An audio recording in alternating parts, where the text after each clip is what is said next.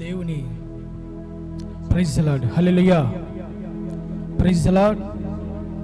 దేవునికి మహిమ కలుగును గాక. Praise the Lord. నా స్వరం సహోదరుడా చాలా చిన్న స్వరం ఉన్నది, మీ పాస్టర్ గారి పెద్ద స్వరం కాబట్టి స్వరాన్ని గమనించి సౌండ్ పెట్టు. దేవుడు మనకి తోడయుండును గాక, మన కుటుంబాలని ఆశీర్వదించును గాక. Praise the Lord. ఆశ్చర్యకరంగా నాకు ఇలాంటి అవకాశాన్ని మరొకసారి అనుగ్రహించిన, నన్ను ప్రేమించిన నా దేవునికి బిడ్డలారా, నా మనస్ఫూర్తిగా నేను స్తుతులు తెలియజేస్తున్నాను. అదేవిధంగా ఇందాక చెప్పాడు కదా బ్రదరు, నెల్లూరులో చాలా ఎక్కువగా సన్నిహితంగా కలిసిమెలిసి ఉంటాం.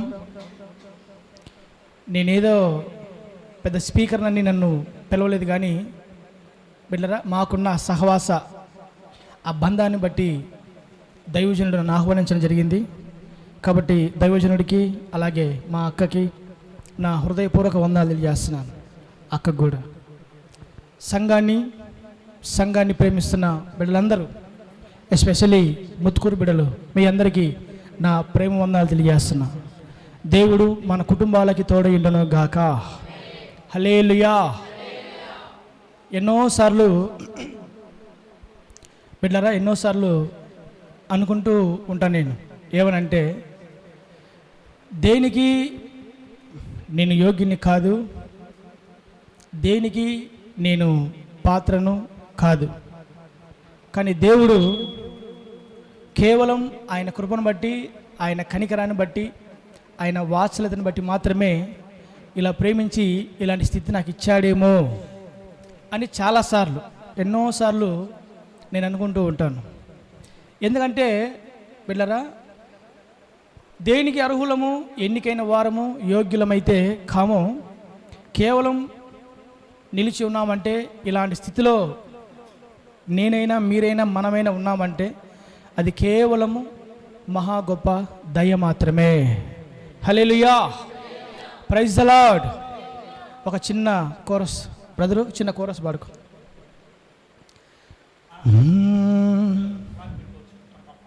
పర్లేదు బ్రదరు, మామూలు. నాదంటూ ఇలాలో ఏ ఒక్కటి లేదు, కలిగినవన్నీ నీ కృపయే. నాదంటూ ఇలాలో ఏ ఒక్కటి లేదు, కలిగినవన్నీ నీ కృపయే. నాదంటూ ఇలాలో ఏ ఒక్కటి లేదు, కలిగినవన్నీ నీ కృపయే. బ్రతికున్నానంటే నీ కృపనా, ఆయుష్కాలము నీ కృప. బ్రతికున్నానంటే నీ కృపనా, ఆయుష్కాలము నీ కృప. కృప వెంబడి కృపను పొందుచు, కృపలోనే సాగెదను. కృప వెంబడి కృపను పొందుచు, కృపలోనే సాగెదను.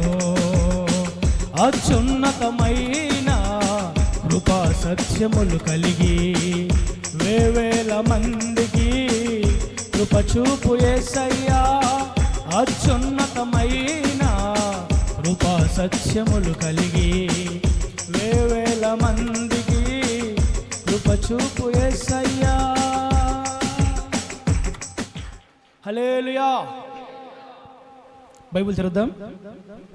యెహోషువ గ్రంథం 24వ అధ్యాయం 15వ వచనం చదువుకుందాం.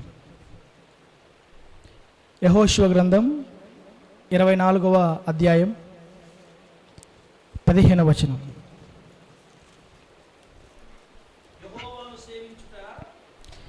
యెహోవాను సేవించుట మీ దృష్టికి కీడని తోచిన ఎడల మీరు ఎవరిని సేవించదరో నది అద్దరిని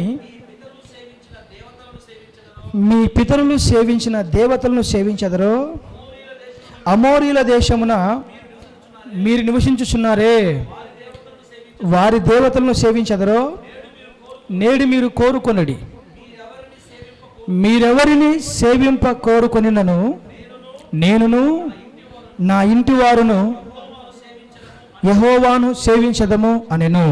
చిన్న ప్రార్థన. ప్రేమగల మా తండ్రి, దయగల యేసయ్య, గొప్ప దేవుడా, నీ కొందనాలు.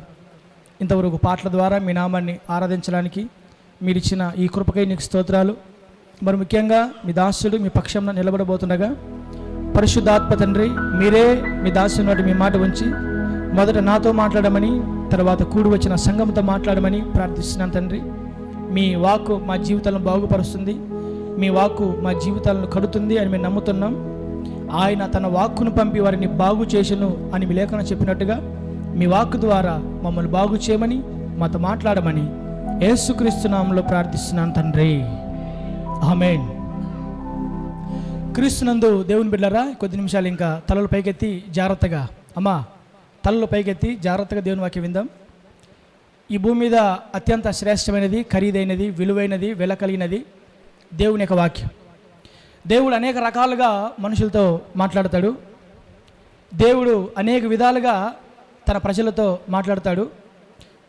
మరి దేవుడు మాట్లాడే అనేక రకాలలో శ్రేష్టమైనది ఏంటంటే దేవుడు తన వాక్యం ద్వారా తన ప్రజలతో మాట్లాడడమే. Praise the lord. దేవుడు తన ప్రజలతో తన వాక్యం ద్వారా మాట్లాడడమే అన్నిటికంటే శ్రేష్టమైనది. కాబట్టి దేవుడే తన వాక్యం ద్వారా నాతో మనతో మనందరితో మాట్లాడుతున్నాడు. కాబట్టి మనము దేవుని మాటలు ఆలకించుదుము గాక. హల్లెలూయా.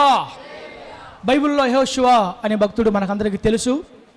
యెహోషువ ఇజ్రాయేలు పెద్దలందరినీ పిలిపించి ఇజ్రాయేలు సర్వ సైన్య సమూహంలో ఉన్న న్యాయాధిపతులను పిలిపించి ఇజ్రాయేలీలో పెద్దలను, న్యాయాధిపతులను, అధికారులను వారందరినీ ఒక దగ్గర పోగు చేసి ఆ ప్రజలందరితో యెహోషువ మాట్లాడుతున్న మాటలే యెహోషువ గ్రంథం 24వ అధ్యాయంలో ఉన్నాయి.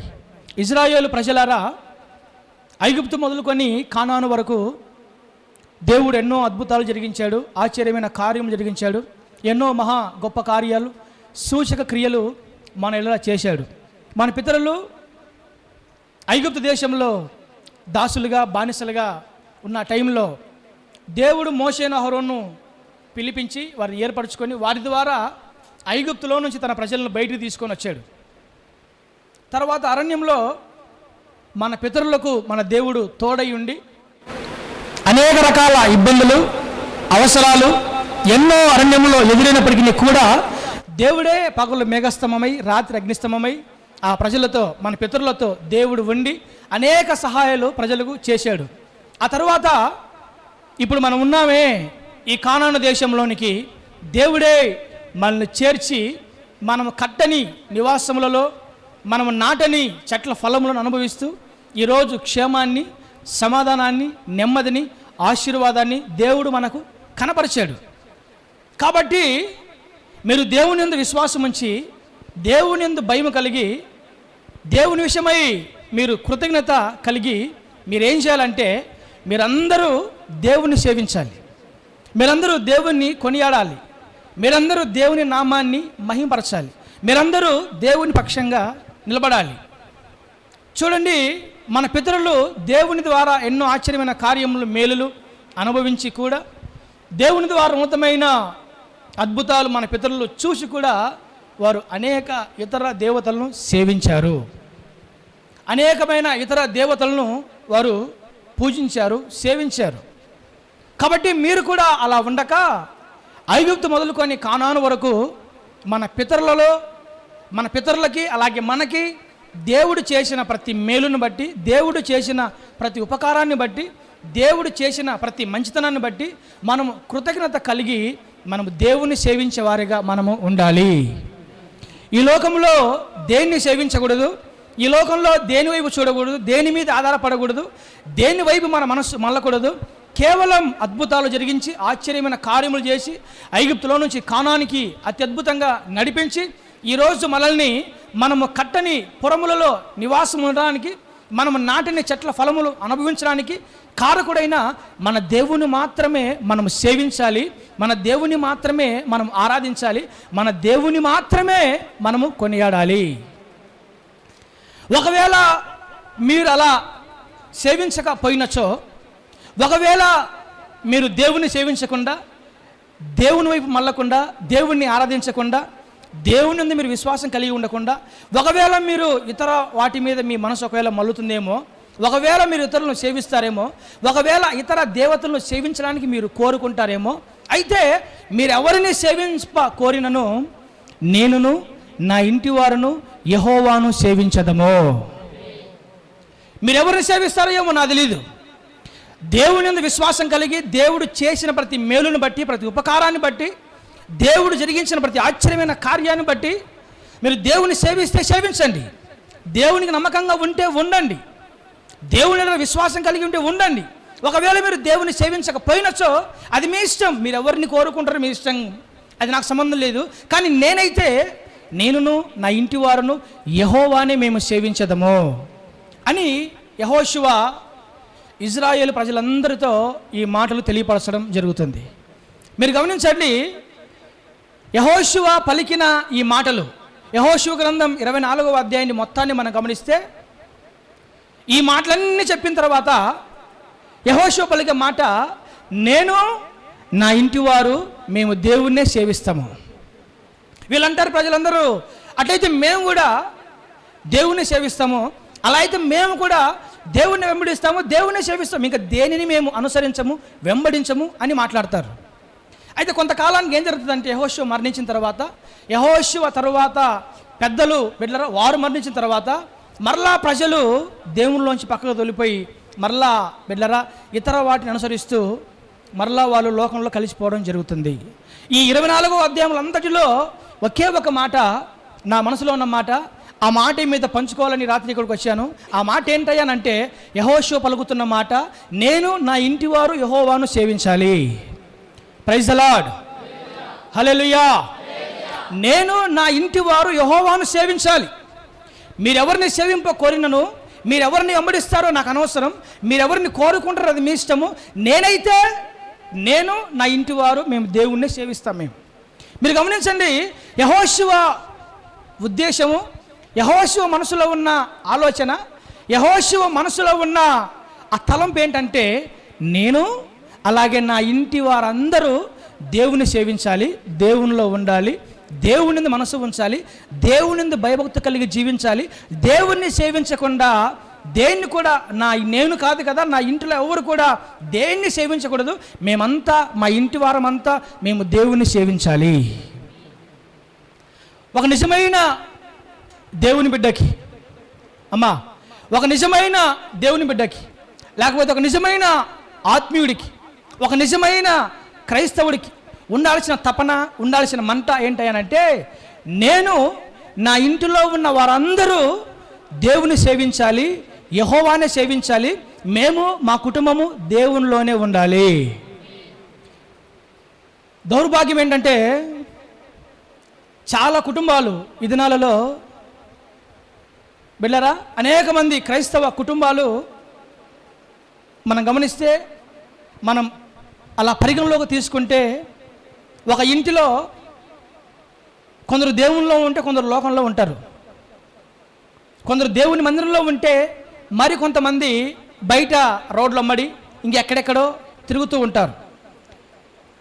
ఒక ఇంటిలో కొందరు దేవునిలో ఉంటే కొందరు లోకంలో ఉంటారు, కొందరు దేవుని సన్నిధిలో ఉంటే ఇంకొందరు ఎక్కడెక్కడో లోక సంబంధమైన వాటి మీద పడిపోయి బిడ్డరా దేవునికి దురస్తులుగా జీవిస్తూ ఉంటారు. కానీ వాస్తవానికి కుటుంబంలో అందరూ దేవునిలో ఉండడము చాలా ఆశీర్వాదకరమైన విషయము. కుటుంబంలో అందరూ దేవునిలో ఉండడం అనేది, కుటుంబంలో ప్రతి ఒక్కరూ దేవుణ్ణి ఆరాధించడం అనేది, కుటుంబంలో ప్రతి ఒక్కరూ దేవుని యందు భయభక్తి కలిగి జీవించడం అనేది, కుటుంబంలో ప్రతి ఒక్కరూ దేవుని అనుసరించడం అనేది అన్నిటికంటే చాలా శ్రేష్టమైన ఆశీర్వాదము. చూడండి, ప్రతి ఆదివారం ఇంట్లో ఎవరు ఉండకుండా భర్త, భార్య, పిల్లలు కుటుంబ సమేతంగా ప్రతి ఆదివారం దేవుని మందిరానికి వస్తా, ప్రతి ఆదివారం దేవునిలో ఉంటా, ప్రతి ఆదివారం దేవుని మాటలు వింటూ ప్రతినిత్యము దేవుని యొక్క కాపుదలలో, దేవుని యొక్క భద్రతల్లో, దేవుని యొక్క అడుగు జాడల్లో, దేవుని యొక్క ఆజ్ఞల మార్గంలో బిడ్డరా కొనసాగిపోతూ ఉంటే ఆ కుటుంబానికి లేకపోతే ఆ కుటుంబానికి మించిన ఆశీర్వాదము ఇంకా ఏ కుటుంబంలో కూడా ఉండదు. ఇంకా అంటే ఒక మాటలో చెప్పాలంటే అలాంటి కుటుంబాలు ఈ భూమి మీద శ్రేష్టమైన కుటుంబాలు, దీవెనకరమైన కుటుంబాలు, ఆశీర్వాదకరమైన కుటుంబాలు.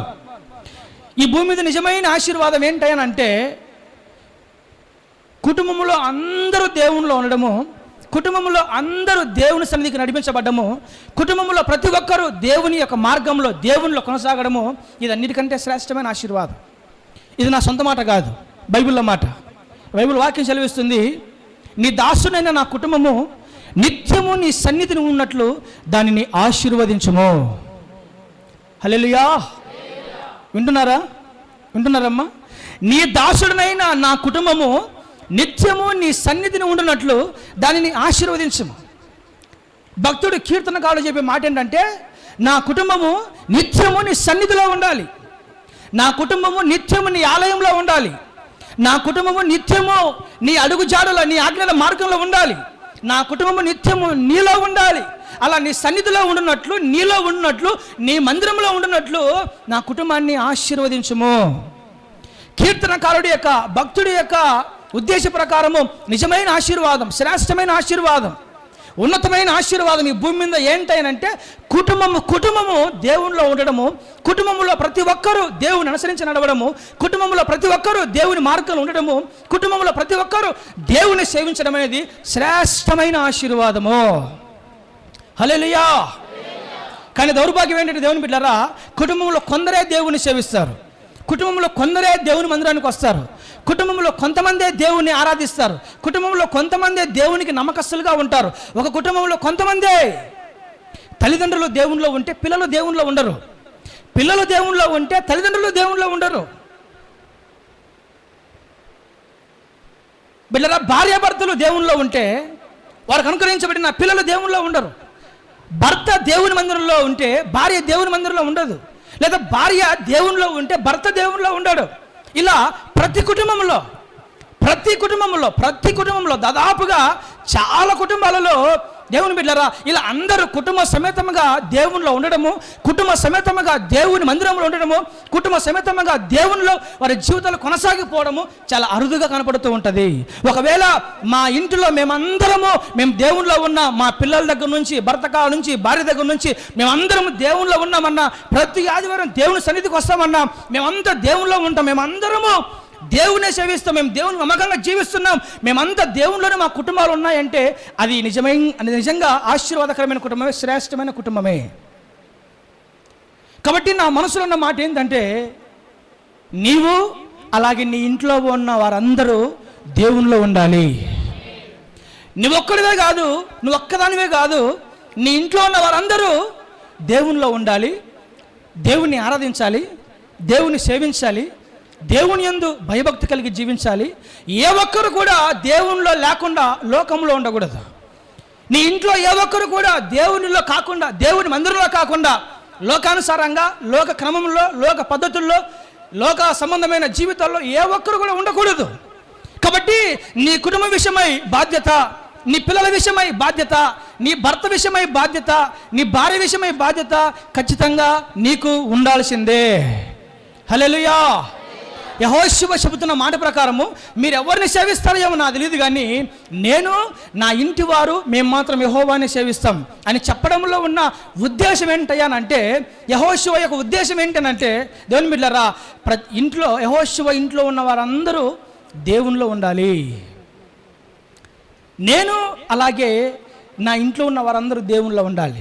దీన్ని ఏమంటారంటే కుటుంబ విషయమైన బాధ్యత అంటారు, లేకపోతే కుటుంబ విషయమైన భారము అని అంటారు. దేవుని బిడ్డలారా, కుటుంబాలలో ఇలాంటి భారము, ఇలాంటి బాధ్యత కనపడకపోతే ఖచ్చితంగా కుటుంబాలు పాడైపోతాయి.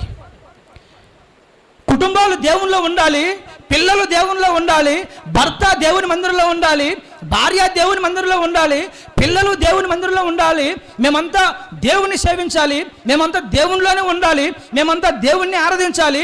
మేము దేవునిలో తప్పితే లోకంలో మేము ఉండకూడదు, లోకానుసారమైన జీవితంలో మేము ఉండకూడదు, లోక సంబంధమైన కార్యకలాపాల్లో మేము ఉండకూడదు, లోక పద్ధతుల్లో మేము ఉండకూడదు, లేదా సాతాను చేతుల్లో మేము ఉండకూడదు, సాతాను సంబంధులుగా మేము ఉండకూడదు. మేమంతా మా భర్త, మా భార్య, పిల్లలు మేమందరము మేము దేవునిలో ఉండాలి అన్న బాధ్యత, భారము బిడ్డరా ప్రతి కుటుంబంలో ఉంటే, ఈనాడు అనేక కుటుంబాలు లేకపోతే బిడ్డరా అలా ఉంటే ప్రతి కుటుంబము దీవెనకరమైన కుటుంబంగా దేవుడు మారుస్తాడు, చేస్తాడు. అలాగే దేవుని మందిరాలు కూడా దేవుని ఆత్మల చేత కలకల్లాడుతాయి. హల్లెలూయా, ప్రైజ్ ది లార్డ్.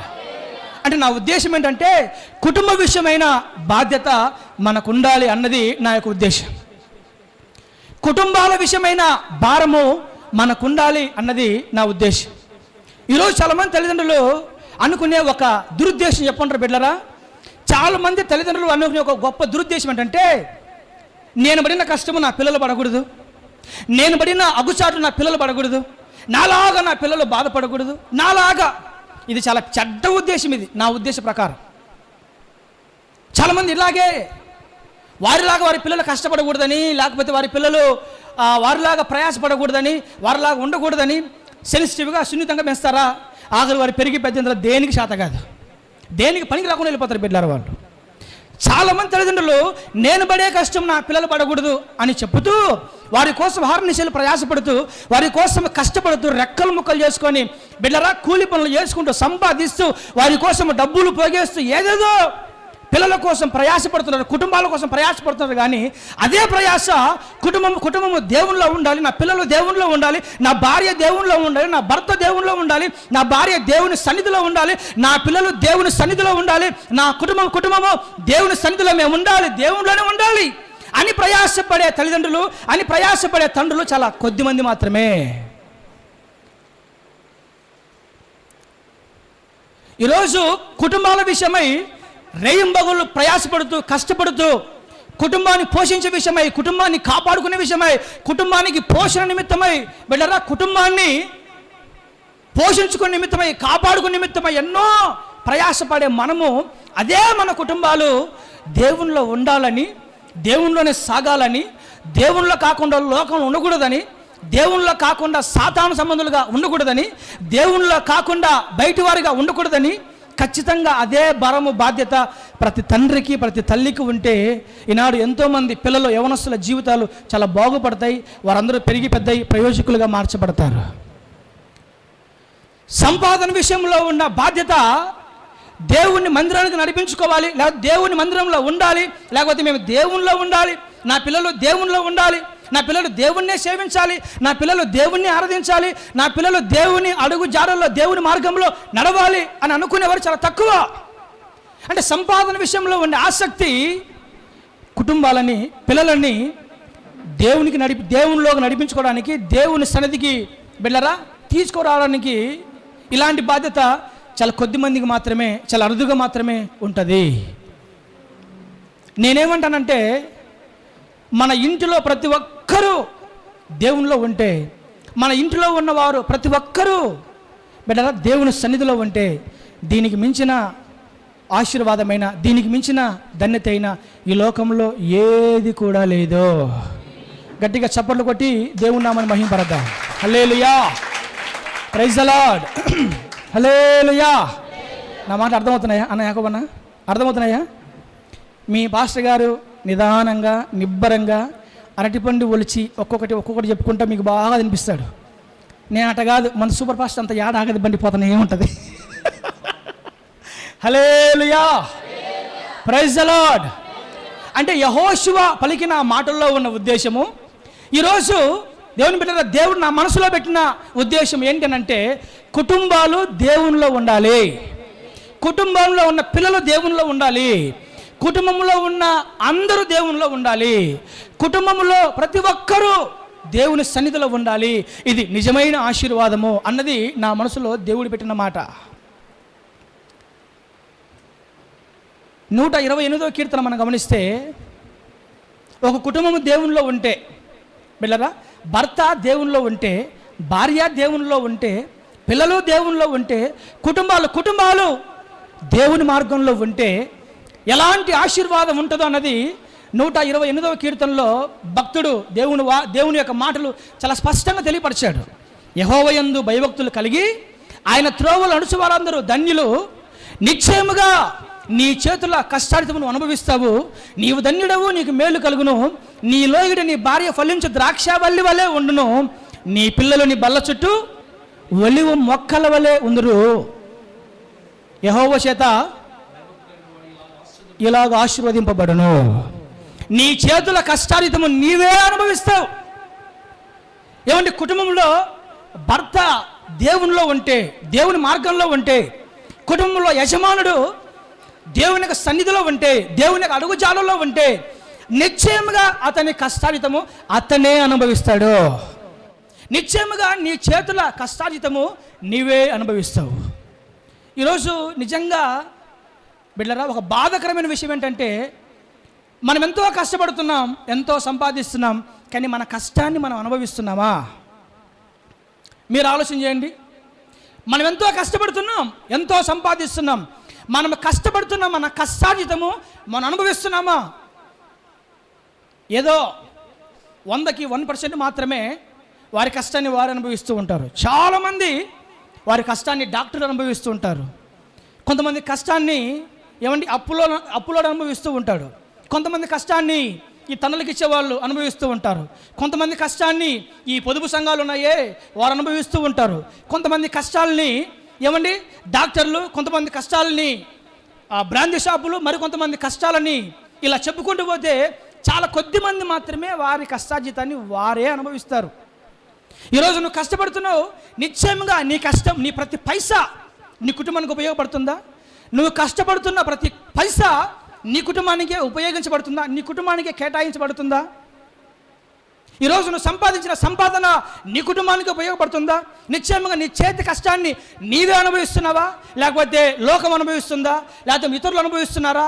అప్పుల వల్ల అనుభవిస్తున్నారా? తనలకి ఇచ్చేవారు అనుభవిస్తున్నారా? డాక్టర్లు అనుభవిస్తున్నారా?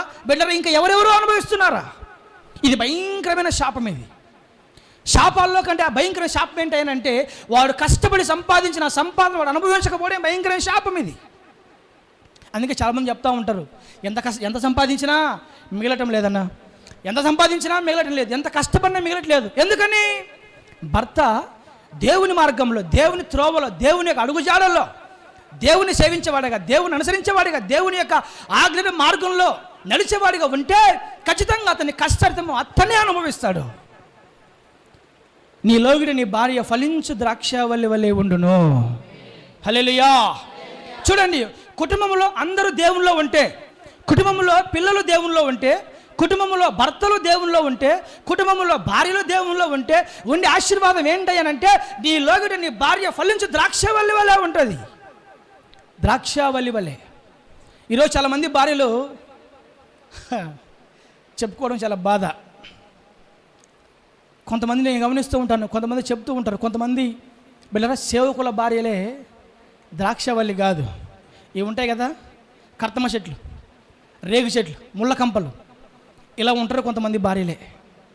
కారణం ఏంటంటే బిళ్ళరా, దేవుణ్ణి సేవించే విషయంలో లోపం ఉండడమే దానికి ప్రధానమైన కారణము. Praise the lord.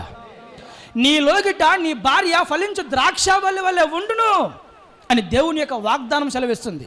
అంటే ఒక కుటుంబము దేవునిలో ఉంటే, దేవుని అనుసరిస్తే, దేవుని సన్నిధిలో ఉంటే, కుటుంబములు దేవునిలో ఉంటే ఉండే ఆశీర్వాదం ఏంటంటే వారి భార్యలు ద్రాక్షవల్లి వలె ఉంటారు, వారి భార్యలు ఫలించే ద్రాక్షవల్లి వలె ఉంటారు. ఇంకా పిల్లల గురించి రాయబడింది, నీ పిల్లలు పచ్చని ఒలీవ మొక్కల వలె ఉంటారు. హల్లెలూయా. నీ పిల్లలు పచ్చని ఒలీవ మొక్కల వలె ఉంటారు. ఇందాక మేము ముత్తుకూరికి బైక్ వేసుకుని వస్తామంటే ఇద్దరి పిల్లలు అరగుండు వేసుకున్నారు. అరగుండు బిడ్డ ఈడ మాత్రం చుట్టుంది, ఇంకెక్కడ లేదు. వారు బైకులో తోలతా, బైకును అటు ఇటు ఊపుతా, మేము వెళ్తున్న బైక్కి అడ్డుగా వస్తున్నారు. నేను సడన్గా బ్రేక్ వేసి, అరే ఏంట్రా ఇలా తోలుతున్నారు, బుద్ధుందా కొంచెం అని అంటే, ఇంకో అతను వచ్చి అంటున్నాడు, వారిని కన్న తల్లిదండ్రులు అలా వదిలేశారు సార్ గాలికి. వారిని కన్న తల్లిదండ్రులు అలా వారిని వదిలేశారు గాలికి. వారికి బరువు బాధ్యత ఏమీ లేదు, వారికి అడ్డము మంచి చెడు ఏమీ లేదు. వాళ్ళ తల్లిదండ్రులు వాళ్ళు అలా వదిలేశారు. తప్పు వాళ్ళది కాదు సార్, వాళ్ళ తల్లిదండ్రులది. నిజమే కదా. పచ్చని ఒలివ మొక్కల వలె ఉండాల్సిన పిల్లలు రోడ్లలో బిడ్డల బజారులో అడ్డగాడిలో తయారైపోతున్నారు. కారణం ఏంటంటే దానికి కారణం తల్లిదండ్రులే. ఒక కుటుంబం దేవుల్లో ఉంటే ఉండే ఆశీర్వాదం ఏంటి? నిశ్చయముగా నీ పిల్లలు ఒలివ మొక్కల వలె ఉంటారు. నిశ్చయముగా నీ చేతుల కష్టార్జితం నువ్వే అనుభవిస్తావు. నీ భార్య ఫలించు ద్రాక్ష వలె ఉంటుంది. దేవునిలో ఉండే కుటుంబాలు, దేవుని అడుగుజాడలో ఉండే కుటుంబాలు, దేవుని సన్నిధిలో ఉండే కుటుంబాలు, దేవుని సేవించే కుటుంబాలు ఎలా ఉంటాయంటే ఇలాంటి ఆశీర్వాదాల చేత ఉంటాయి. కానీ కుటుంబాలు దేవునిలో ఉంటున్నాయా? కుటుంబంలో అందరూ దేవుని అనుసరిస్తున్నారా? కుటుంబంలో ప్రతి ఒక్కరూ చర్చికి వస్తున్నారా? కుటుంబంలో ప్రతి ఒక్కరూ దేవుని ఆరాధిస్తున్నారా? కుటుంబంలో ప్రతి ఒక్కరూ దేవునిలో నిలిచి ఉన్నారా? కుటుంబంలో అందరూ దేవుని సేవిస్తున్నారా బిడ్డరా అంటే చాలా చాలా చాలా రేర్. నేనేమంటానంటే ఇలాంటి విషయమై లేకపోతే ఇలాంటి విషయమై మనకు ఒక భారము, ఒక బాధ్యత ఉండాలనేది నా మనసులో దేవుడు పెట్టిన ఉద్దేశం. అంటే మన కుటుంబం విషయమై మనకు భారము, బాధ్యత ఖచ్చితంగా ఉండాలి. హల్లెలూయా. ఒకవేళ ఇది లేకపోతే కుటుంబాల్లో దీవెనకరంగా ఉండవు బిడ్డలారా. 127 కీర్తనలో ఒక మాట ఉంటుంది, యెహోవా ఇల్లు కట్టించని ఎడల దాన్ని కట్టువారి ప్రయాస వ్యర్థమే, యెహోవా పట్టణమును కాపాడని ఎడల దాన్ని కావులు కాయవారు మేలుకొనిట వ్యర్థమే. యెహోవా ఒక ఇంటిని కట్టకపోతే దాన్ని కట్టువారి ప్రయాస వ్యర్థమే, యెహోవా పట్టణమును కాపాడకపోతే దాని కావలి కాయవారు మేలుకొనిట వ్యర్థమే అని భక్తుడు సెలవిస్తున్నాడు. మీరు గమనించండి, డబ్బులుంటే రాళ్లతో కట్టబడిన ఇల్లు, డబ్బుంటే రాళ్లతో కట్టబడిన ఇల్లు బిడ్డరా ఎన్నెన్నో కట్టుకోవచ్చు. డబ్బుంటే బిల్డింగ్లు కట్టుకోవచ్చు, డబ్బుంటే అంతఃపురాలు కట్టుకోవచ్చు, డబ్బుంటే పెద్ద పెద్ద ఇల్లు కట్టుకోవచ్చు మనం. కానీ ఇక్కడ చెప్పబడిన మాట, కుటుంబం అనే ఇంటిని కట్టాలంటే అది దేవుడే కట్టాలి. కుటుంబం అనే ఇంటిని కాపాడాలి అంటే అది దేవుడే కాపాడాలి. ఈరోజు ఇంటినైనా, పట్టణాన్నైనా, కుటుంబాన్నైనా, సంఘాన్నైనా, వ్యక్తులనైనా, ప్రజలనైనా దేవుడే కాపాడాలి, దేవుడే కట్టాలి. ఈరోజు అనేక కుటుంబాలు పాడైపోతున్నాయి, అనేక కుటుంబాలు పతనమైపోతున్నాయి, అనేక కుటుంబాలు బిడ్డల విచ్చలుగా తయారైపోతున్నాయి. నేనేమంటానంటే ప్రతి కుటుంబాన్ని కట్టువాడు దేవుడే. దేవుడు మన కుటుంబాన్ని కట్టకపోతే మన వల్ల కాదు. దేవుడు మన కుటుంబాన్ని ఏర్పరచకపోతే అది కట్టుకోవడం మన చేత కాదు. దేవుడు మన కుటుంబాన్ని కాపాడకపోతే మనం ఎంత ప్రయాసపడినా మన ప్రయాసలన్నీ కూడా వ్యర్థమే. హల్లెలూయా. కాబట్టి నా దేవుని బిడ్డలారా, దేవుని చేత కట్టబడిన మనము, దేవుని చేత కాపాడబడుతున్న మనము, దేవుని చేత ఏర్పరచబడిన మనము, దేవుని చేత పిలువబడిన మనము, దేవుని కృప ద్వారా కట్టబడిన, కాపాడబడిన మన ఇల్లు నిత్యము దేవునిలోనే ఉండాలి. అది మన బాధ్యత, అది మన భారము.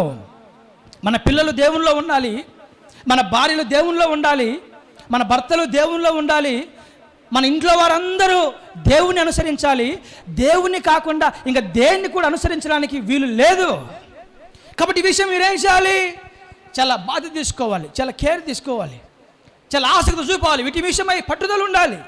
నేను అలాగే నా ఇంటి వారు మేము దేవుణ్ణే సేవిస్తాం. మేము యెహోషువ పలికిన ఆ మాట దేవుడు మన ద్వారా కూడా నెరవేర్చునుగాక. యెహోషువ పలికిన ఆ వాగ్దానపు మాట మన కుటుంబాల్లో కూడా రూఢిపరచునుగాక. హల్లెలూయా. కాబట్టి నా దేవుని బిడ్డలారా, ఈ విషయమై మీరు ఆలోచిస్తున్నారా? ఈ విషయమై మనకు ఆ గ్రహింపు, ఆ ఆలోచన బిడ్డలారా, ఆ తలంపు మన మనసులో ఉందా? ఈరోజు చర్చికి రాని నీ భర్త పరిస్థితి ఏంటి? ఈరోజు చర్చికి రాని నీ కుమారుడు పరిస్థితి ఏంటి? ఈరోజు దేవుని సన్నిధిలో లేని నీ కుమార్తె పరిస్థితి ఏంటి? ఈరోజు దేవునిలో లేని నీ భార్య పరిస్థితి ఏంటి? ఈరోజు దేవుని మార్గంలో లేని నీ కుటుంబ పరిస్థితి ఏంటో నువ్వు గమనించావా? ఆలోచిస్తున్నావా? కాస్త మనసు పెడుతున్నావా? వీటి విషయమై ఏమైనా ప్రయాసపడుతున్నావా? వీటి విషయమై శ్రద్ధ చూపిస్తున్నావా? వీటి విషయమై నీకు విచారం ఏమైనా ఉందా? ఇలాంటి విషయమై నీకేమైనా భారము, బాధ్యత, తపన, మంట, ఆ జిజ్ఞాస, ఆ వైరాగ్యం ఏమైనా ఉందా అన్నది దేవుడు నాతో మనతో మాట్లాడుతున్న మాట. ప్రైజ్ ద లార్డ్, హల్లెలూయా. కుటుంబ వ్యవస్థను ప్రారంభించిన వాడు దేవుడు. అమ్మా నా వైపు చూడండి. కుటుంబ వ్యవస్థను ప్రారంభించిన వాడు దేవుడు. ఒక కుటుంబాన్ని స్థాపించిన వాడు దేవుడు. ఒక కుటుంబాన్ని ఏర్పరిచిన వాడు దేవుడు. మొట్టమొదటిగా ఆదిలో ఈ కుటుంబం అనే వ్యవస్థను స్థాపించిన వాడు దేవుడే.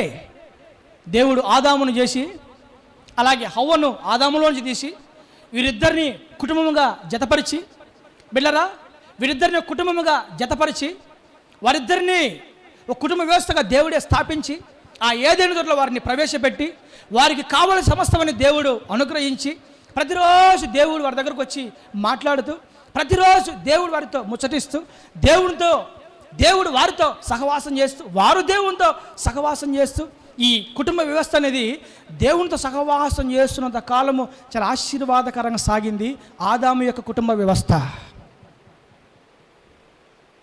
ఈ కుటుంబ వ్యవస్థను స్థాపించడానికి దేవునికున్న ముఖ్య ఉద్దేశం, దేవునికున్న ప్రధాన ఉద్దేశం ఏంటనంటే, ఈ కుటుంబము నన్ను ఆరాధించాలి, ఈ కుటుంబము నాతో సహవాసం చేయాలి, నా ద్వారా ఏర్పాటు చేయబడిన, నా చేత స్థిరపరచబడిన, నా చేత ఎన్నిక చేయబడిన, నా చేత స్థాపించబడిన ఈ కుటుంబము నాతో సహవాసం చేయాలి, నాలో ఉండాలి, నన్ను అనుసరించాలి, నన్ను పోలి జీవించాలి, నా అడుగుజాడలో ఉండాలి, నాలో కాకుండా లోకంలో ఉండకూడదు, నాలో కాకుండా బయట ఉండకూడదు, నాలో కాకుండా ఇష్టానుసారంగా ఉండడానికి వీలు లేదు. కాబట్టి ఈ కుటుంబము నా ద్వారా ఏర్పరచబడిన, స్థాపించబడిన ఈ కుటుంబము నాలో ఉండాలి, నాతో ఉండాలి, నాతో సహవాసం చేయాలి అనే ముఖ్య ఉద్దేశం చేత దేవుడే ఆదాము యొక్క కుటుంబ వ్యవస్థను దేవుడు స్థాపించి ప్రారంభించి ఏదైనా తోటలో ప్రవేశపెట్టి వారితో దేవుడు ముచ్చటిస్తూ, వారితో సహవాసం చేస్తూ, బిడ్డరా దేవుడే వారితో మాట్లాడుతూ, దేవుడే వారితో ఉంటూ, దేవుడే వారితో సహవాసం చేస్తూ,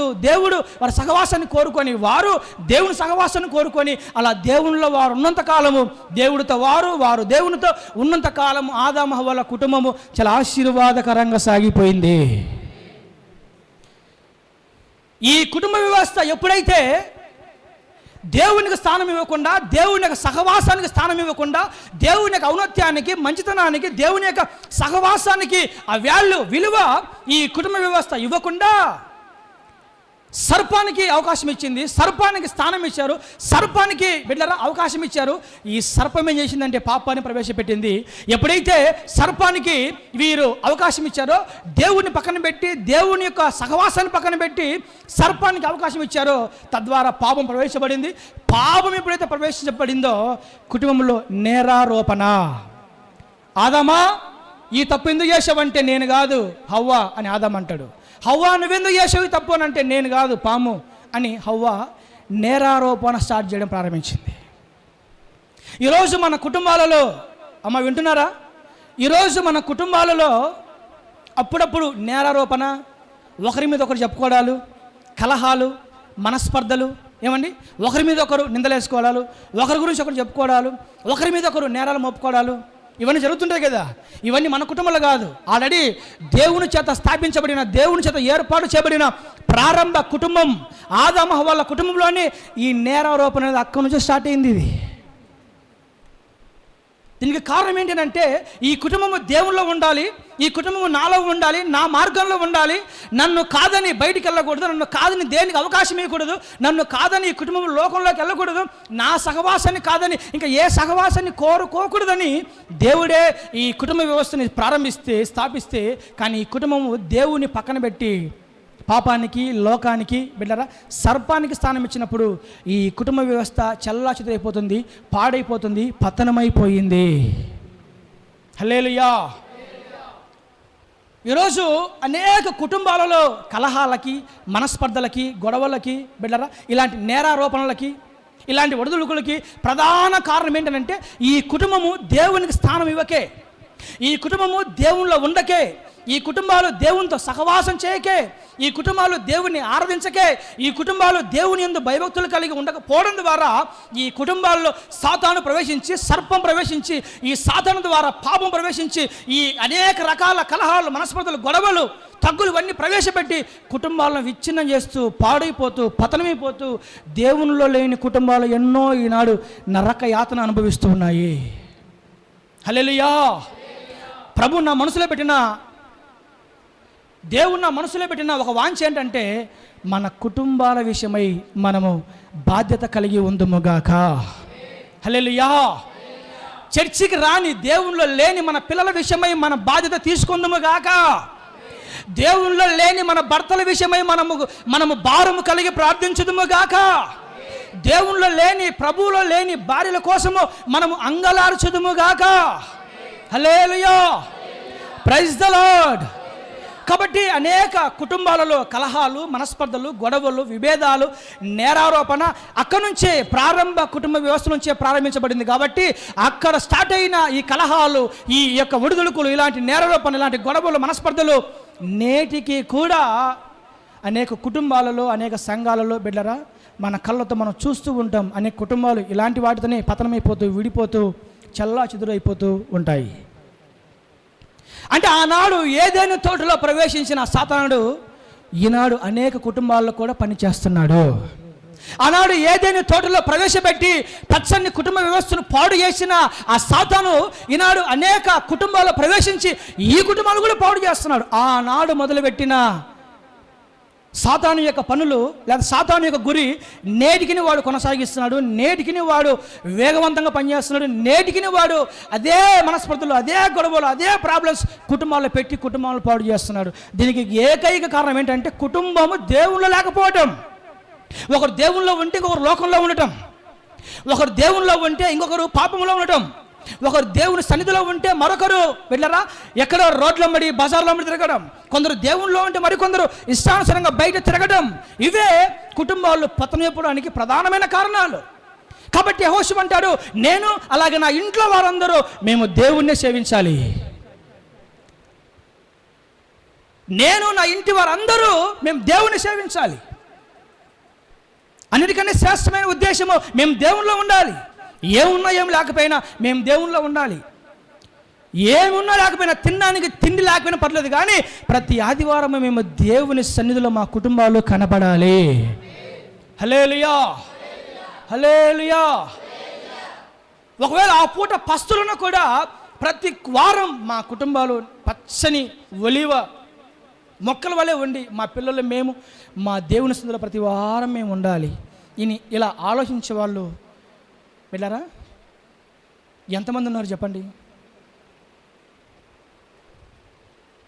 ఈరోజు చర్చికి రాని వారి విషయమై నీ యొక్క భారం ఏంటి? మన బాధ్యత ఏంటి? నువ్వు వచ్చావు చర్చికి, నువ్వు వచ్చావు, నువ్వు ఆరాధిస్తున్నావు, నువ్వు పాటలు పాడుతున్నావు, నువ్వు ప్రార్థన చేస్తున్నావు, నువ్వు భక్తి చేస్తున్నావు, నువ్వు దేవుని కొనియాడుతున్నావు, మంచిదే, నువ్వు వచ్చావు మంచిది. కానీ నీ ఇంట్లో రాని వాడి పరిస్థితి ఏంటి?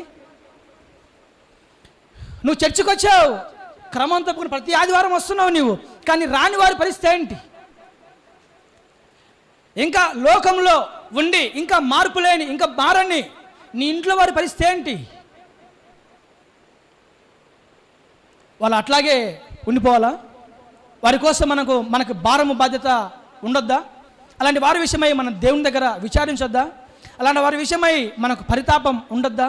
అలాంటి వారిని ఏ విధము చేతనైనా సరే మా కుటుంబాలన్నీ దేవునిలో ఉన్నట్లు మనం ప్రయాసపడొద్దా అంట నేను. నోవాహును గమనించండి బిడ్డలారా, నోవాహును గమనించండి. మరి కొద్ది రోజుల్లో బహు భయంకరమైన ఉగ్రత భూమి మీదకి రాబోతుంది. అది వరకు ఎన్నడూ కూడా కలగని ఒక భయంకరమైన ఉగ్రత భూమి మీదకి రాబోతుంది. కాబట్టి ఏం చేయాలి? నేనొక్కనే తప్పించబడితే స్వార్థం అవుతుంది, నేనొక్కనే బాగుంటే అది స్వార్థం అవుతుంది. నేను నా ఇంటి వారందరూ కూడా క్షేమంగా ఉండాలి. ఉగ్రత దినమందు నేను తప్పించబడాలి, అలాగే నా ఇంటి వారందరూ తప్పించబడాలి.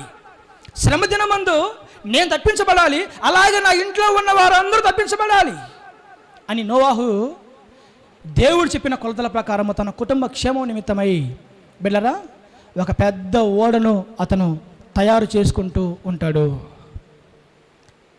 అనుకున్న ఉగ్రత, రావాలనుకున్న ఉగ్రత రాని వచ్చింది. కానీ నోవాహు ఎంతో కష్టపడి తన కుటుంబం కోసం ఓడను సిద్ధపరచుకుంటాడు. ఆ భయంకరమైన ఉగ్రత దినాన తన కుటుంబం వారిని ఓడలో ప్రవేశపెట్టుకుంటాడు. లోకమంతా పాడైపోతుంది, కానీ నోవాహు కుటుంబం మాత్రము ఓడలో సిద్ధపరచబడిన, తయారు చేయబడిన ఓడలో తన కుటుంబము క్షేమంగా ఉంటుంది. హల్లెలూయా. మీరు గమనించండి, తన కుటుంబము క్షేమంగా ఉండడానికి, తన కుటుంబము ఉగ్రతను తప్పించబడడానికి, తన కుటుంబము పాడైపోకుండా ఉండడానికి నోవాహు పడిన కష్టం అంతా ఇంత కాదు. ఈరోజు మనం ఒక అరగంట ప్రార్థన చేసి, ఎంత ప్రార్థన చేసినా నా భర్త మారట్లేదన్నా, ఎంత ప్రార్థన చేసినా నా పిల్లలు మారట్లేదన్నా, వీడిని ఏం చేయాలన్నా అని చెప్తా ఉంటాం మనం. ఏంటి 10 నిమిషాలు అరగంట ప్రార్థన చేసి ఎంత చేసినా వీళ్ళు మారట్లేదన్న అని మనం సాకులు చెప్తా ఉంటాం మనం. ఈరోజు ఒక అక్క అంటుంది నాతోన, అన్న ఎంతో చేసినా ఈయన కోసం, ఎంత చేసినా వీడు మారట్లేదన్నా, పనికి మాట్లాడన్నా వీడు అని భర్త కూడా సాక్ష్యం ఇస్తా ఉంది. అట్ట కాదు లెక్క మారతలే, లేదన్నా వీడు మారడు, ఇంకా ఎంత చేసినా ఇంతేనన్నా. కానీ నోవాహు ఎంత చేసి ఉంటాడో తన భార్య విషయమై, తన కోడళ్ళ విషయమై, తన కుమారుల విషయమై నోవాహు ఎంత కష్టపడి ఓడను నిర్మిస్తే ఉగ్రదినమందు కుటుంబం పాడైపోకుండా తప్పించబడి క్షేమంగా ఉంటుంది. హల్లెలూయా. నా దేవుని బిడ్డలారా, మన కుటుంబాలు క్షేమంగా ఉండాలంటే అది మనల్ని బట్టే ఉంటుంది. ఖచ్చితంగా మన కుటుంబాలు క్షేమంగా ఉండాలంటే అది మనల్ని బట్టే ఉంటుంది. మన కుటుంబం క్షేమం విషయమై మనం చాలా ప్రయాసపడాలి.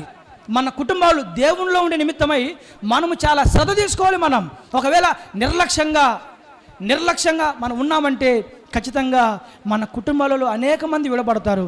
మన కుటుంబాలలో అనేక మంది సాతాను చేతులకు వెళ్ళిపోతారు. మన కుటుంబాలలో అనేకులు మన కళ్ళ ముందే పాడైపోతారు. అప్పుడు మనం ఎంత తలడినా, ఎంత అల్లాడినా, ఎంత ఏడ్చినా ఫలితము శూన్యము. కాబట్టి దేవుని బిడ్డలారా, దేవుడిచ్చిన సమయం మనకు ఉన్నప్పుడే మన కుటుంబాలు దేవునిలో ఉండడానికి మనం ప్రయాసపడదుముగాక. హల్లెలూయా. నోవు యొక్క ఉద్దేశం అంతా ఒకటే, ఎలాగైనా సరే నా కుటుంబము జలప్రలయంలో కొట్టుకొని పోకూడదు, ఏ విధము చేతనైనా సరే నా కుటుంబం క్షేమంగా ఉండాలంతే. అందుకోసము ఎన్ని ఏళ్ళు కష్టపడి ఓడను కట్టాలని అన్ని ఏళ్ళు కష్టపడతాను నేను. పడ్డాడు, చాలా ఏళ్ళు కష్టపడ్డాడు.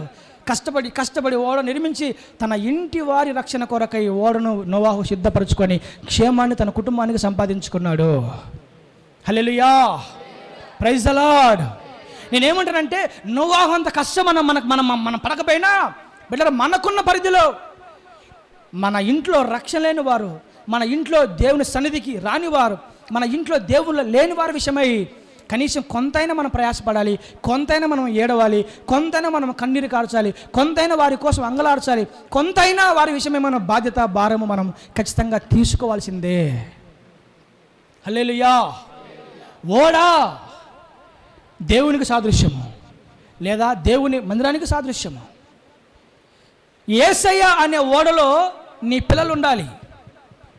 మందిరము అనే ఓడలో నీ భర్త ఉండాలి. మందిరము అనే ఓడలో నీ పిల్లలు ఉండాలి.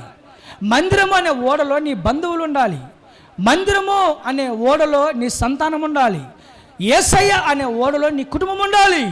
అప్పుడే నీ కుటుంబానికి సంపూర్ణ క్షేమము, నెమ్మది ఖచ్చితంగా అనుగ్రహించబడుతుంది. హల్లెలూయా. Praise the lord. దేవునికి స్తోత్రం కలుగును గాక, దేవునికి మహిమ కలుగును గాక. హల్లెలూయా. Praise the lord. నా మాటలు బాగా అర్థమవుతున్నాయా? అర్థమవుతున్నాయంటే గట్టి హల్లెలూయా చెప్దాం. హల్లెలూయా. అర్థం కాకపోయినా హల్లెలూయా చెప్దాం. అర్థమవుతున్నాయి, నాకు ధైర్యం వచ్చేసింది, ఇంకా ఇబ్బంది లేదు. నా బిడ్డలారా, నా మనసులో ఉన్న మాట అంతా ఒకటే, మనము మన కుటుంబాలు దేవునిలో ఉండాలి. చూడండి, ఒక వేశ్య ఉంది బైబిల్లో. ఆమె పేరు రాహాబు. ఏం పేరు? రాహాబు. రాహాబుకి ఏం తెలుస్తుందంటే, మరికొద్ది రోజుల్లో యెరికో ప్రాంతం నాశనం అవుతుంది. దేవుని ఉగ్రత చేత, దేవుని యొక్క కోపం చేత, ఉగ్రత చేత మరికొద్ది రోజుల్లో యెరికో ప్రాంతం నాశనం చేయబడుతుంది. మరికొద్ది రోజుల్లో దేవుని ఉగ్రత యెరికో ప్రాంతం మీదకి, పట్టణం మీదకి రాబోతుంది. కాబట్టి ఏం చేయాలి? యెహోషువ గ్రంథం 2వ అధ్యాయం రాయబడింది, ఈ రాహాబు అనే వేశ్య వేగుల వారి దగ్గరకు వచ్చి, అంటే దైవజనుల దగ్గరకు వచ్చి, అయ్యా నా తండ్రి, నా తల్లి, నా అక్క చెల్లెళ్ళు, నా అన్నదమ్ములు, నా ఇంటివారు ఎవ్వరు కూడా యెరికో ప్రాంతంలో నాశనం కాకున్నట్లు నా తల్లిని, నా తండ్రిని, నా అక్క చెల్లెలని, అన్నదమ్ముల్ని, నా పిల్లల్ని మీరు కాపాడండి అని వేగుల వారిని రాహాబు వేశ్య వేడుకుంటుంది. చూస్తారా మాట? తీని బైబిల్ తీయండి, యెహోషువ గ్రంథము 2వ అధ్యాయము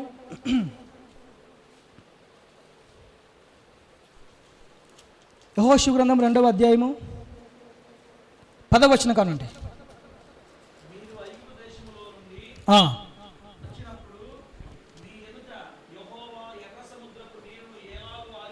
ఎలాగ ఆరిపోజేసను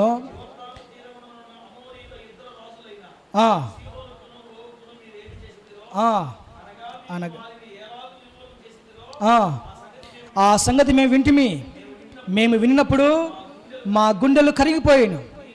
మీ దేవుడనే యెహోవా పైన ఆకాశమందును క్రింద భూమి యందును దేవుడే.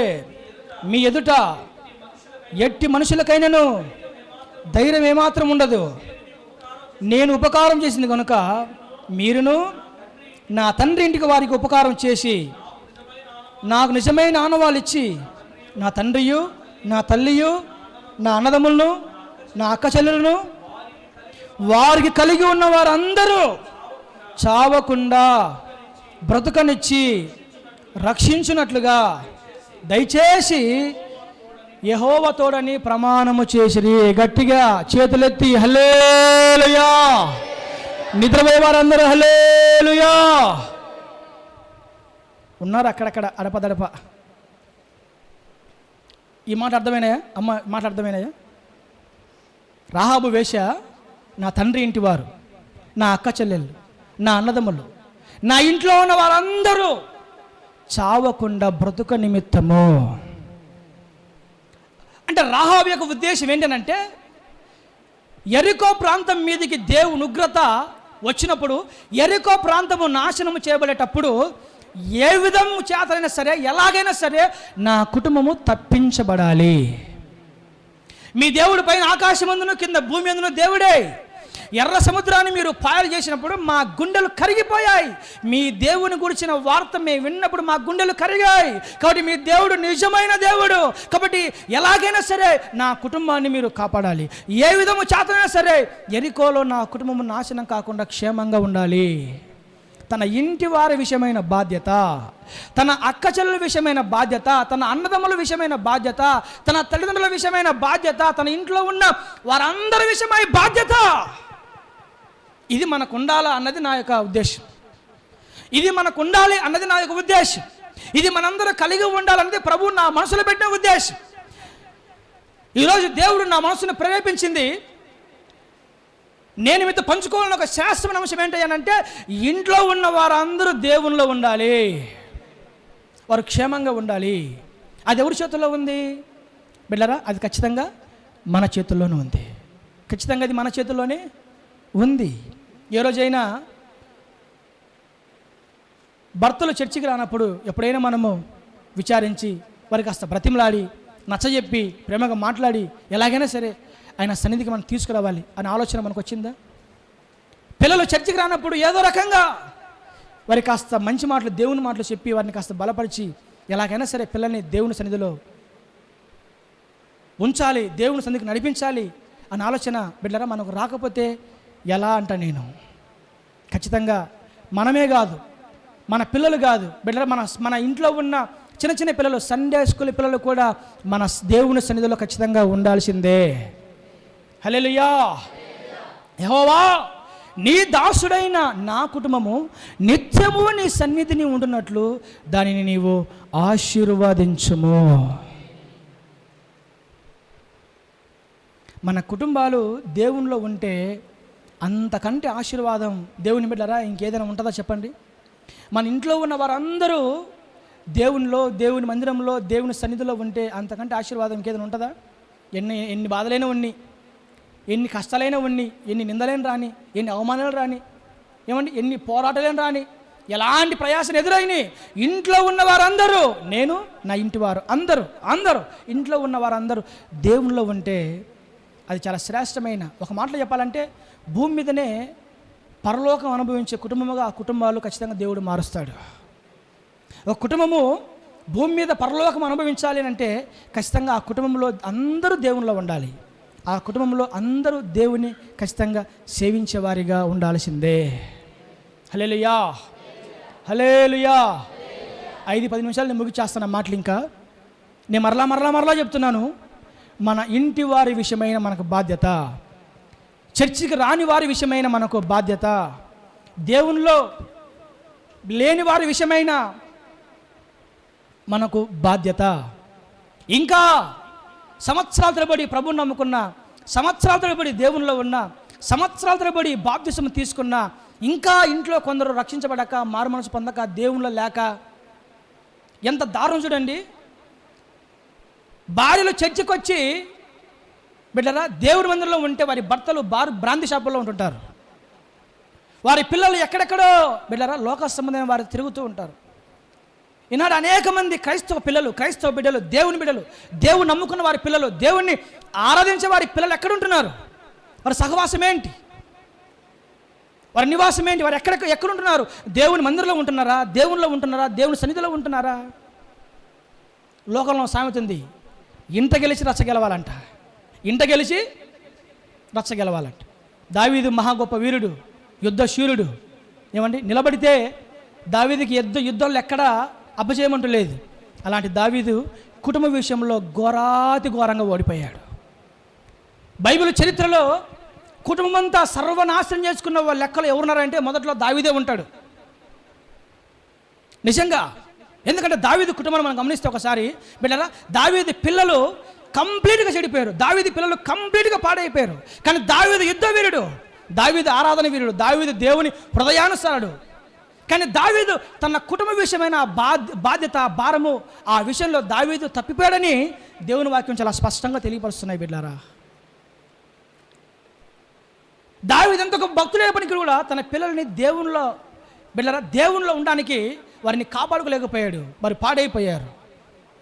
దావీదు పెద్ద కుమారుడు అమ్నోన్ యెహోనాదాబు అనే ఒక పనికిమాలతో సహవాసం చేసి పాడైపోతాడు. దావీదు రెండవ కుమారుడు అబ్షాలోం అహితోపేలు అనేవాడి పనికిమాల ఆలోచనలు తీసుకొని తన జీవితాన్ని పాడు చేసుకుంటాడు. దావీదు మూడో కుమారుడు సొలొమోన్ బిడ్డరా అన్ని స్త్రీలు, మోయాబు స్త్రీలతో సహవాసం చేసి తన జీవితాన్ని పాడు చేసుకుంటాడు.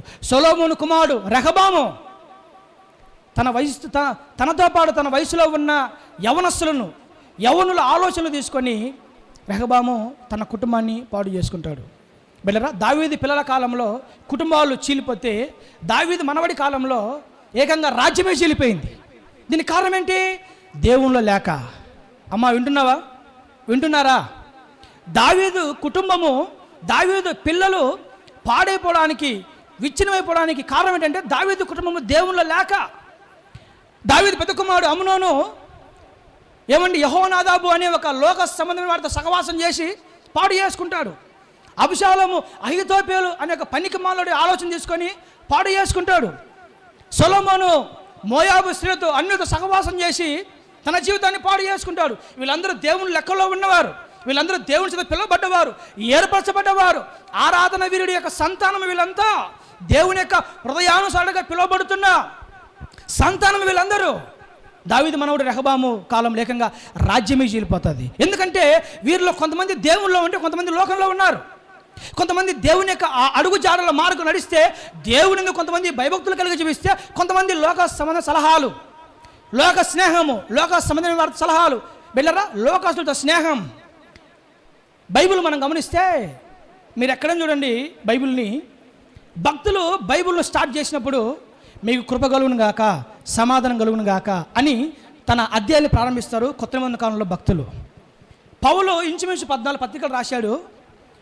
పిల్లలు మీరు గమనించండి, ఈ పత్రికలన్నిటి మనం గమనిస్తే వీరందరూ దేవుని వాక్యాన్ని ప్రారంభించేటప్పుడు అమ్మలారా, వీళ్ళందరూ దేవుని వాక్యాన్ని ప్రారంభించినప్పుడు మీకు కృప సమాధానం కలుగునుగాక అని భక్తులు తన పత్రికలు స్టార్ట్ చేశారు. కానీ దావీదు విచిత్రం, దావీదు వెరైటీ. దావీదు ఎలా రాలేదు? దావీదు స్టార్ట్ చేయడమే దుష్టుల ఆలోచన చొప్పున నడవక, పాపుల మార్గం నిలవక, అపహాసకులు కూర్చున్న చోటున కూర్చుండక, యెహోవా ధర్మశాస్త్రాన్ని ధ్యానించుచు దాని యందు ఆనందించువాడు ధన్యుడు. అట్టివాడు నీటి కాలంలో ఎవరు నాటబడినదై ఆకు వాళ్ళకు తన కాలమందు చెట్టు వలె ఫలమిచ్చు చెట్టు వలె ఉండును, అతను చేయనిదంతయు సఫలమగును. భక్తులందరూ మీకు సమాధానం కలుగును గాక, కృపగలును గాక ఆయన తన పత్రికలు స్టార్ట్ చేస్తే, దావీదు మాత్రము దుష్టులు, అపహాసకులు, పాపులు వీరితో సహవాసం చేయొద్దు అంటున్నాడు. దుష్టుల మార్గంలో నడవద్దు, అపహాసకులు కూర్చున్న చోట మీరు కూర్చోవద్దు, పాపుల మార్గంలో మీరు నిలవద్దు, దుష్టుల ఆలోచనలు మీరు తీసుకోవద్దు, అపహాసకుల మార్గంలో మీరు కూర్చోవద్దు, పాపుల మార్గంలో మీరు నిలవద్దు అని దావీదు ఎందుకు తన పత్రిక ప్రారంభంలోనే ఇలా గోజాడుతూ మొత్తుకొని చెప్తున్నాడు అంటే, దుష్టులు, అపహాసకులు, పాపుల మార్గంలో తన పిల్లలు, తన కుటుంబం నడిచి పాడైపోయారు. దుష్టుల ఆలోచనలు తీసుకొని దావీదు పిల్లలు పాడైపోయారు. అపహాసకులతో సహవాసం చేసి దావీదు పిల్లలు పాడైపోయారు. పాపుల మార్గంలో నిలిచి దావీదు పిల్లలు పాడైపోయారు. దావీదు సంతానము పాడైపోయింది. కాబట్టే దుష్టులతో, అపహాసకులతో, పాపులతో మీరు సహవాసం చేయకుండా దేవుని ధర్మశాస్త్రంతో మీరు సహవాసం చేయండి. గట్టిగా చప్పలు కొట్టి యేసయ్యను మహిమపరదాము. హల్లెలూయా, ప్రైజ్ ది లార్డ్, హల్లెలూయా. కాబట్టి దుష్టులతో, అపహాసకులతో, పాపులతో మీరు సహవాసం చేయొద్దు. అపహాసుల మార్గంలో మీరు ఉండొద్దు, పాపుల మార్గం నిలవద్దు, దుష్టుల సహవాసం చేయొద్దు. ఎందుకంటే నా పిల్లలు చేసి పాడైపోయారు. కాబట్టి మీరు అలా ఉండొద్దు అని దావీదు తన పత్రికలో హెచ్చరించడానికి ప్రధానమైన కారణము, ఇలాంటి వారితో సహవాసం చేసి దావీదు పిల్లలు పాడైపోయారు. కాబట్టి మన పిల్లల పరిస్థితి ఏంటి? మన పిల్లలు ఎవరితో సహవాసం చేస్తున్నారు?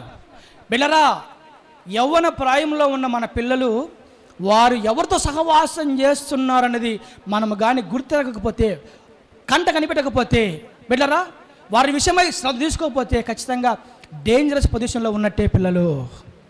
ఎందుకంటే ఈనాడు అనేక మంది క్రైస్తవుల కుటుంబాల పిల్లలు పాడైపోవడానికి, దేవునిలో లేకపోవడానికి ప్రధానమైన కారణము వారు కుటుంబం అంతా దేవునిలో లేకపోవడమే కారణం. కాబట్టి మన పిల్లల విషయమై, మన భర్త విషయమై, మన భార్య విషయమై, మన ఇంటి వారి విషయమై దేవుని సన్నిధిలో మనము కన్నీళ్లు విడుచుదము గాక. అలాంటి భారము, బాధ్యత మన హృదయాల్లో మన దేవుడు మండించును గాక. హల్లెలూయా. నా దేవుని బిడ్డలారా, నేను, నా ఇంటి వారు, మీరెవరు సేవిస్తారో ఏమో నాకు అనవసరం, నేను అలాగే నా ఇంట్లో ఉన్న వారందరూ మేము దేవునిలోనే ఉండాలి, దేవుణ్ణి మేము సేవిస్తాము. ఆదివారం వస్తే మేము ఇంకేడ ఉండం, మేము ఆదివారం వస్తే ఇంక ఏ ఊరిలో ఉండము. కొంతమంది ఆదివారం వస్తే ఫంక్షన్లకు వెళ్తూ ఉంటారు, పెళ్ళిళ్ళకి వెళ్తూ ఉంటారు. ఏమండి, ఆదివారము దేవుని సన్నిధి, ఆదివారము బిడ్డరా దేవుని యొక్క సన్నిధి, ఆదివారం దేవుని సన్నిధిలో ఉండాలి అన్న కామన్ సెన్స్ కూడా చాలా మందికి లేకుండా ఆదివారమే ఫంక్షన్లకి, ఆదివారమే పార్టీలకి, ఆదివారమే పనులకి, ఆదివారం ఎక్కడెక్కడికో తిరుగుతూ ఉంటారు.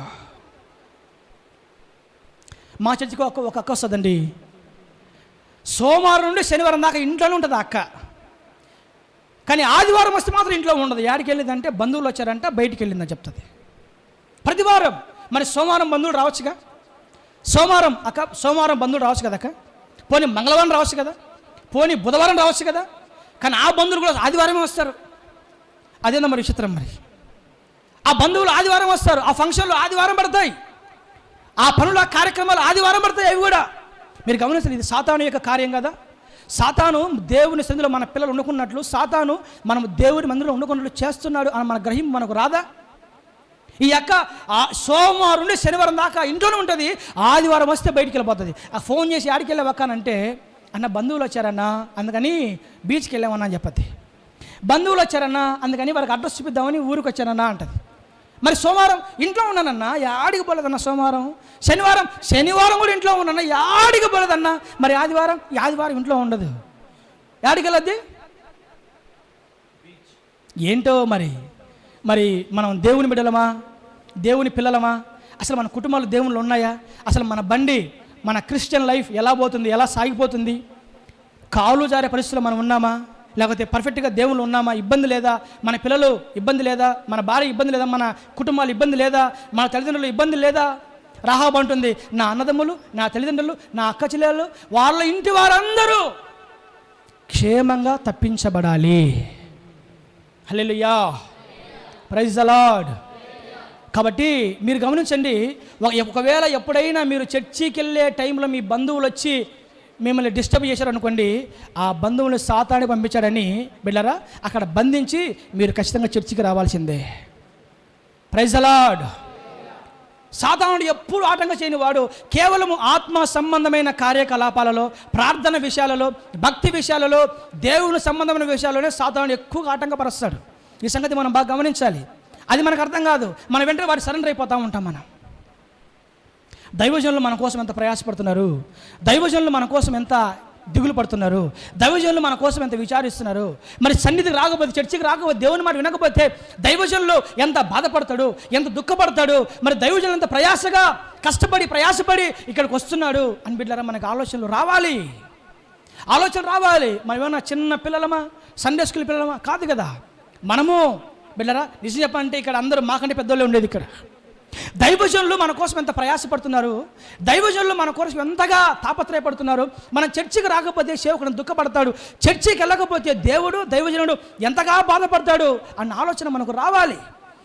ఏ విధము చేతనైనా సరే ప్రతి ఆదివారం మనం దేవుని సన్నిధిలో ఉండాల్సిందే. అది పెళ్ళైనా సావైనా, వాట్ ఎవర్ మేబీ, ఏదైనా కావచ్చు. ఆదివారం వస్తే మన కుటుంబాలు దేవునిలో ఉండడానికి మీరు ఎంతకైనా తెగించాల్సిందే మీరు. ఎందుకంటే మరికొద్ది రోజుల్లో ఉగ్రత రాబోతుంది, మరికొద్ది రోజుల్లో నాశనం సంభవించబోతుంది, మరికొద్ది రోజుల్లో దేవుని ఉగ్రత భూమి మీదకి రాబోతుంది, మరికొద్ది రోజుల్లో లోకము మాయమైపోతుంది, మరికొద్ది రోజుల్లో లోకము బిడ్డరా లోక ఆశలు గతించిపోతాయి, మరికొద్ది దినాల్లో, మరికొన్ని ఏళ్లలో లోకము దాని ఆశలు గతించిపోతాయి. కానీ ఈ లోకంలో, లేకపోతే ఈ లోక మాయలో, ఈ లోక ఉగ్రతలో ఏ ఒక్కరు కూడా మన ఇంటి వారు నశించిపోకుండా కాపాడుకునే బాధ్యత మనకు ఉండునుగాక. హల్లెలూయా. విచిత్రం ఏంటంటే బిడ్డలారా, కొంతమంది ఇంట్లో అందరూ దొంగలే ఉంటారు బ్రదరు. కొంతమంది ఇంట్లో అందరూ దొంగలే. ఎలాంటి వీళ్ళు? అననీయ సఫీర్ లాంటి వీళ్ళు. ఎలాంటి వారు? అననీయ పేతురు వచ్చి, అననీయ ఇంతకే అమ్మేవా? ఇంతకే. నిర్దాక్షిణంగా అబద్ధం చెప్పేస్తాడు దైవ సేవకుడికి. తర్వాత భార్య వస్తుంది. పోనీ ఈ భార్య అయినా కాస్త భక్తిగా ఉంటుందేమో, ముసిగేసుకొని అన్ని భాషలు మారుతుంటుంది కదా ఈ భార్య అయినా కాస్త భక్తిగా మంచి మాటలు ఉన్నటువంటి వాస్తవం చెప్తుందేమో అని పరీక్షిస్తే ఈ భార్య కూడా అంతే, మా ఆయన చెప్పింది రైట్ అయ్య గారు అంటది. బిడ్డరా ఏమైందో మనకందరూ తెలిసింది. దైవజనులకి ఈజీగా అబద్ధాలు చెప్పేస్తాం మనం. ఎంత ధైర్యం మనకి! దైవజనులకు ఈజీగా అబద్ధాలు చెప్పేస్తాం మనం. మంచి నీళ్ళు తాగినట్టుగా ఈజీగా అబద్ధాలు చెప్పేస్తాం మనం. అననీయ ఇంతకే అమ్మేవా? బలనా సహోదరుడా ఏం ఈరోజు ఎందుకు రాలేదు, ఏం ప్రార్థన రాలేదు, ఏం సువార్త కూడికి రాలేదు, ఏమైంది సార్? పలానా పని సార్. ఈజీగా అబద్ధాలు చెప్పేస్తాం మనం. అంటే మీరు కాదులే, జనరల్గా చెప్తున్నాం. మళ్ళీ మీరు అనుకోబాకండి. మళ్ళీ జనరల్ ఎక్కడైనా, మా సంఘంలోనైనా బిడ్డ ఎక్కడైనా జరిగే విషయమే కదా. అంటే కుటుంబంలో అందరూ దొంగలే. అంటే భర్త దొంగడే, భార్య దొంగదే. కొన్ని కుటుంబాలలో ఏమండి ఇలా ఉంటే ఇంకా వారి పిల్లలేం బాగుపడతారు, వారి కుటుంబాలు ఏం దేవుళ్ళు ఉంటాయి, వాళ్ళేమి దేవుని యొక్క అడుగు జాడల్లో మార్గంలో ఉంటారు, వాళ్ళేం దేవుని క్షమిస్తారు, వాళ్ళేమి ఉగ్రత దినంలో తప్పించబడతారు, వాళ్ళేం క్షేమాన్ని సంపాదించుకుంటారు చెప్పండి. ఈ విషయమే మనం బాగా ఆలోచించుదుముగాక. హల్లెలూయా. ముగిచేస్తున్నా, ఒకే ఒక్క మాట ముగిచేస్తాను. ఇంకా టైం అయిపోయింది. ఒక్క మాట ముగిచేస్తాను నేను. బైబిల్లో కోరాహు, దాతాను, అబీరాములు తెలుసు కదా. కోరాహు తెలుసు కదా, దాతాను, అబీరాము తెలుసు కదా. వీరు ఏం చేశారు కూడా తెలుసు కదా మనకి. ఏం చేస్తారు? తిరుగుబాటు చేస్తారు, బాధ పెడతారు, దుఃఖ పెడతారు, దేవుని దుఃఖ పెడతారు, దైవ సేవకుని దుఃఖ పెడతారు. మీరు గమనించండి, బైబిల్లో నాకు చాలా ఆశ్చర్యం అనిపించిన మాట ఈ మాట. దేవుణ్ణి బాధ పెట్టింది కోరాహు, దేవుని దుఃఖ పెట్టింది అబీరాము, దేవుని దుఃఖ పెట్టింది దాతాను. కోరాహు, దాతాను, అబీరాములు దేవుని బాధ పెట్టారు, దేవుని దుఃఖ పెట్టారు. కానీ దేవుడు వారి విషయం ఎలాంటి నిర్ణయం తీసుకున్నాడంటే బిడ్డారా, వారు పెట్టిన దుఃఖానికి, వారు పెట్టిన బాధకు ప్రతిఫలంగా కోరాహు భార్య, కోరాహు పిల్లలను, దాతాను భార్య పిల్లలను, అబీరామును అభిరాము భార్య పిల్లల్ని వీళ్ళందరినీ భూమి నెరవిడిచి వారు ప్రాణంతో ఉన్నప్పుడే వారిని మింగివేశను అని రాయబడింది బైబిల్లో. Praise the Lord. తప్పు చేసింది కోరాహు, పాపం చేసింది దాతాను, తిరుగుబాటు చేసింది అభిరాము. మరి కోరాహు భార్య ఏం చేసింది? కోరాహు పిల్లలు ఏం చేశారు? ఏమండి, దాతాను భార్య ఏం చేసింది? దాతాను పిల్లలు ఏం చేశారు? అభిరాము భార్య ఏం చేసింది? అభిరాము పిల్లలు ఏం చేశారు? తప్పు చేసింది ముగ్గురు. శిక్షిస్తే ఈ ముగ్గురు శిక్షించాలా, పనిష్మెంట్ ఇస్తే ఈ ముగ్గురికి ఇవ్వాలా. కానీ దేవుని నిర్ణయం, దేవుని లెక్కలు ఎలా ఉంటాయండి బిడ్డలారా? వీరు చేసిన తప్పుకి, వీరు చేసిన పాపానికి, వీరి కుటుంబంలో ఉన్న పిల్లలు, భార్యలు సమస్తాన్ని భూమి నెరవేర్చి మింగేసింది. ప్రాణముతోనే వారిని భూమి మింగేసిందట్టే. వారు ప్రాణంతో ఉన్నప్పుడే వారిని భూమి మింగేసేయడం, భయంకరమైన మరణం వారికి సంభవిస్తుంది. నాకు అనిపించింది, ప్రభువా తప్పు చేసింది కోరాహు కదా, పాపం అన్నం పుణ్యం వెరుగా నీ పిల్లలు ఏం చేశారయ్యా? తప్పు చేసింది దాతాను కదా, మరి అన్నం పుణ్యం వెరుగా నీ పిల్లలు ఏం చేశారు? తప్పు చేసింది అభిరాము కదా, మరి వారి పిల్లలు ఏం చేశారు? వారి పిల్లలకి ఏం తెలియదు, పసిపిల్లలు వారికి ఏం తెలియదు. అయితే వారి పిల్లలు కూడా ఎందుకు ఆ శిక్షలో పాలుభాగస్తులు అయ్యారు? దీన్ని బట్టి మనకేమర్థం అవ్వాలంటే బిడ్డలారా, మన జీవితంలో మనం చేసే ప్రతి తప్పు, ప్రతి పొరపాటు, ప్రతి అవిధేయత, మనం చేసే ప్రతిదీ ఖచ్చితంగా మనం చేసిన తప్పుల యొక్క ప్రభావము మన పిల్లల మీద, భార్య మీద, కుటుంబం మీద కూడా పడుతుంది. హల్లెలూయా, ప్రైజ్ ది లార్డ్. మీరే ఆలోచించండి, తప్పు చేసింది కోరాహు, దాతాను, అభిరాములు. కానీ వారి పిల్లలు అన్యం పుణ్యం తెలియదు, పాప అమాయకుల పిల్లలు. భార్యలు కూడా పాప ఏం తెలియదు, అమాయక భార్యలు. కానీ వారితో పాటు వారి భార్యలు కూడా భయంకరమైన శిక్ష, మరణం అనుభవించారు. వారితో పాటు వారి పిల్లలు కూడా భయంకర మరణం, శిక్ష అనుభవించారు. కారణం ఏంటంటే వీరి ప్రభావం వీరి మీద కూడా పడింది. కుటుంబంలో పెద్దల ప్రభావము పిల్లల మీద ఖచ్చితంగా పడుతుంది. మనం చేసిన తప్పును బట్టి, మనం చేసిన అవిధేయతను బట్టి, మనం చేసిన అతిక్రమాలను బట్టి, మనం చేసిన తిరుగుబాటును బట్టి, మనము దేవునిలో లేని విధానాన్ని బట్టి, మనం చేసిన ప్రతి దాన్ని బట్టి అది మన పిల్లల మీద కూడా వస్తుందని నగ్న సత్యము, బైబిల్లో రాయబడిన మాట ఇది. కాబట్టి దీన్ని బట్టి మనం ఎంత జాగ్రత్తగా ఉండాలో, మనం ఎంత క్షేమంగా ఉండాలో, మనం ఎంత భద్రంగా ఉండాలో, మనం ఎంత బిడ్డలారా పర్ఫెక్ట్గా ఉండాలో, మనం ఎంత దేవుని సేవించాలో, ఎంతగా మనం దేవునికి నమ్మకంగా ఉంటే అంతగా మన ఇంట్లో వారందరూ క్షేమంగా ఉంటారు. మనం ఎంతగా దేవుని మార్గంలో తప్పితే ఖచ్చితంగా ఆ ప్రభావం మన పిల్లల మీద కూడా పడి మన కుటుంబాలు పాడైపోవడానికి ఆస్కారం చాలా ఎక్కువగానే ఉంది. కాబట్టి నా దేవుని బిడ్డలారా, నేను ముగి చేస్తున్నాను. ప్రభు నా మనసులో పెట్టిన మాట, మన కుటుంబాలు దేవునిలో ఉండాలి, మన పిల్లలు దేవునిలో ఉండాలి, మన కుటుంబాలు దేవుని సన్నిధిలో ఉండాలి, మన పిల్లలు దేవుని సన్నిధిలో ఉండాలి. మనం మాత్రమే ఆరాధించడం కాదు, మనం మాత్రం పాడడం కాదు, మనం మాత్రం ప్రార్థించడం కాదు, మనం మాత్రమే దేవుని నమ్ముకోవడం కాదు, మనం మాత్రమే కాదు, మన ఇంట్లో ఉన్న వారందరూ కూడా దేవుణ్ణే సేవించాలి. పొర్రపాటును కూడా లోకాన్ని, సాతాన్ని, లోక సంబంధమైన కార్యకలాపాలని, లోకంలో ఉన్న ఇచ్చలని, లోకంలో ఉన్న కోరికల్ని, లోకంలో ఉన్న స్నేహాన్ని, లోకంలో ఉన్న పద్ధతుల్ని, లోకంలో ఆచారాలని ఏది కూడా మన పిల్లలు పాటించడానికి వీలు లేదు. ఖచ్చితంగా నేను, నా ఇంటి వారు, మేమందరం యెహోవాను సేవించాల్సిందే. మీరు మీ ఇంట్లో ఉన్న వారందరూ దేవుని సేవించాల్సిందే. మీరు మీ ఇంట్లో ఉన్న వారందరూ దేవుని మందిరానికి రావాల్సిందే. ఇది దేవుని యొక్క ప్రధానమైన ఉద్దేశం, ప్రధానమైన లక్షణం, ప్రధానమైన తలం, ఆశ, మంట, ఒక వైరాగ్యం, దేవుని మనసులో ఒక పెద్ద ఆలోచన ఇది. కాబట్టి మన కుటుంబాల విషయమై, మన పిల్లల విషయమై, భార్య విషయమై, భర్తల విషయమై, మన ఇంటి వారి విషయమైన బాధ్యత, భారము మనం తీసుకొని ఏ విధము చేతనైనా సరే మన కుటుంబంలో అందరూ దేవుని సన్నిధికి వచ్చినట్లు, దేవునిలో ఉండినట్లు మనము తగిన జాగ్రత్తలు తీసుకుందాముగాక. కళ్ళు మూసుకుందాం, ప్రార్థన చేసుకుందాం. ప్రతి ఒక్క